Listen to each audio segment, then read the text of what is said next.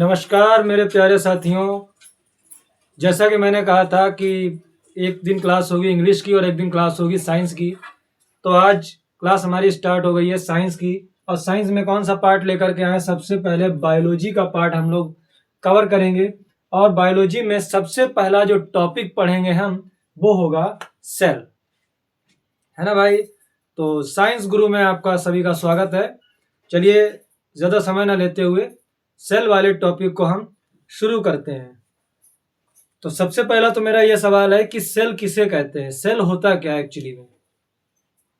देखिए, सेल हमारे शरीर की सबसे सूक्ष्मतम इकाई, या फिर ऐसा कह सकते हैं किसी भी जीव की, फिर चाहे वो पौधा हो या कोई जीव हो, किसी भी जीव की सूक्ष्मतम इकाई, सबसे छोटी इकाई को हम क्या कहते हैं?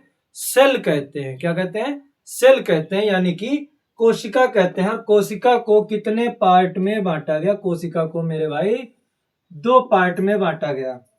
पहला तो prokaryotic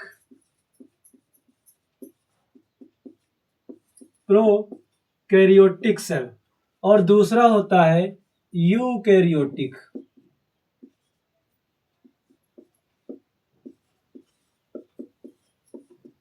eukaryotic cell, prokaryotic cell और यूकैरियोटिक सेल।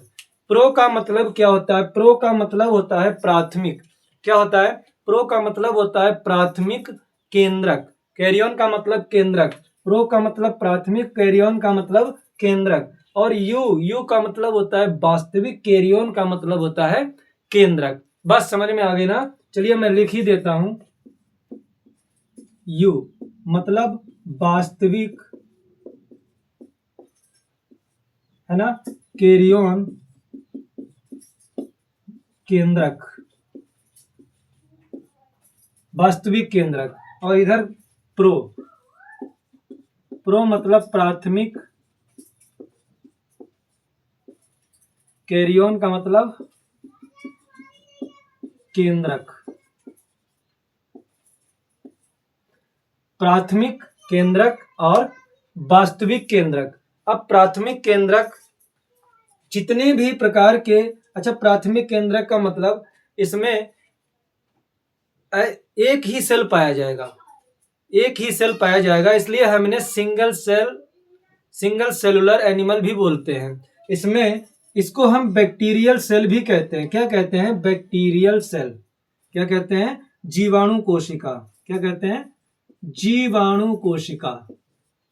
जीवाणु कोशिका, जीवाणु कोशिका, है ना, इसको हम कहते हैं जीवाणु कोशिका। सभी प्रकार के जीवाणुओं में पाई जाएगी प्रोकैरियोटिक सेल। कोई भी व्यक्ति आपसे क्वेश्चन करे कि किसी भी जीवाणु में कौन सी कोशिका पाई जाती है, तो आपका जवाब होना चाहिए प्रोकैरियोटिक सेल, यानी कि प्राथमिक केंद्रक वाली कोशिका, है ना। प्रोकैरियोटिक सेल पाई जाती है। और यूकैरियोटिक का मतलब इसके अलावा जितने भी एनिमल हैं जो हमें बेयर आइज से दिखाई देते, कुछ एनिमल ऐसे भी होते हैं जो बेयर आइज से नहीं दिखाई देते हैं, उनमें भी यूकैरियोटिक होती है, उनमें वास्तविक केंद्रक पाया जाता है। ठीक है भाई, आप नोट करिए।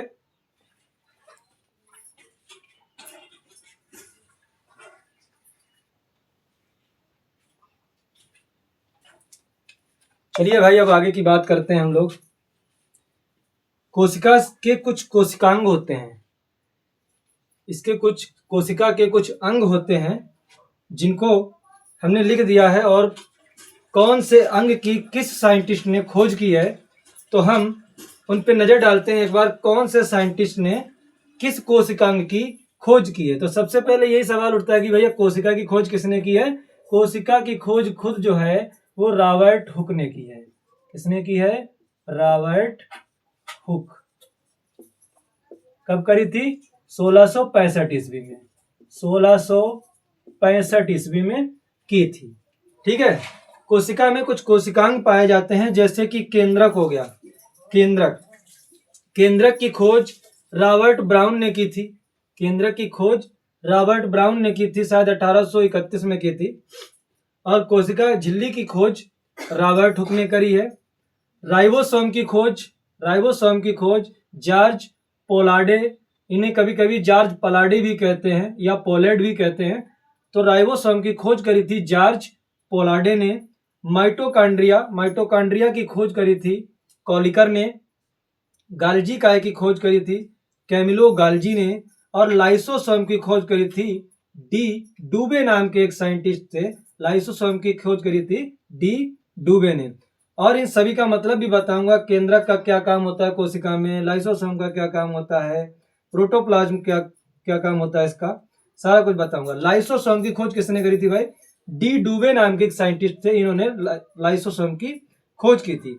प्रोटोप्लाज्म यानी कि इसको हिंदी में कहते हैं जीव द्रव्य। जीव द्रव्य की खोज किसने करी थी? पुरकिंजे ने करी थी। ये 1839 ईस्वी में करी थी इन्होंने।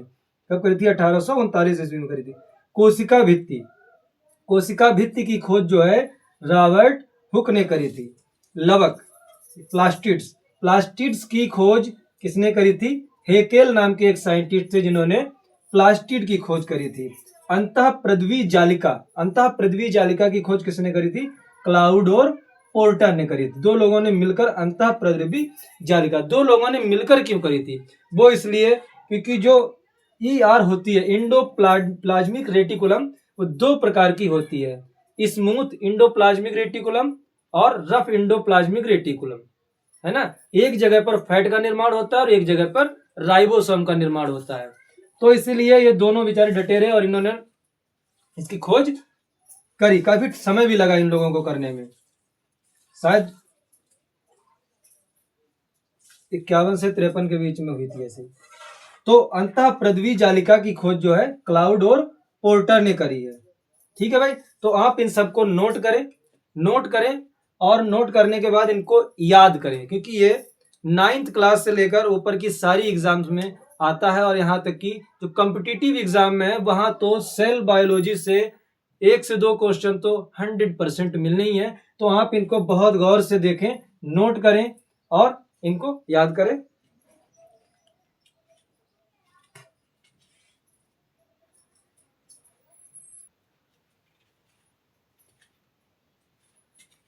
तो हम लोग अगले पीरियड में एक एक चीज को बहुत ध्यान से पढ़ेंगे और उसके बारे में पूरी जानकारी आपको देंगे कि केंद्रक का क्या काम होता है, कब खोज हुई इसकी, केंद्रक हमारी सेल में क्या भूमिका निभाता है, केंद्रक के अंदर क्या क्या पार्ट्स होते हैं, सब कुछ बहुत डेप्थ में पढ़ेंगे हम लोग। कोशिका झिल्ली क्या होती है, राइबोसोम क्या होता है, सारी चीजों को हम लोग बहुत ध्यान से पढ़ेंगे एक एक पार्ट को।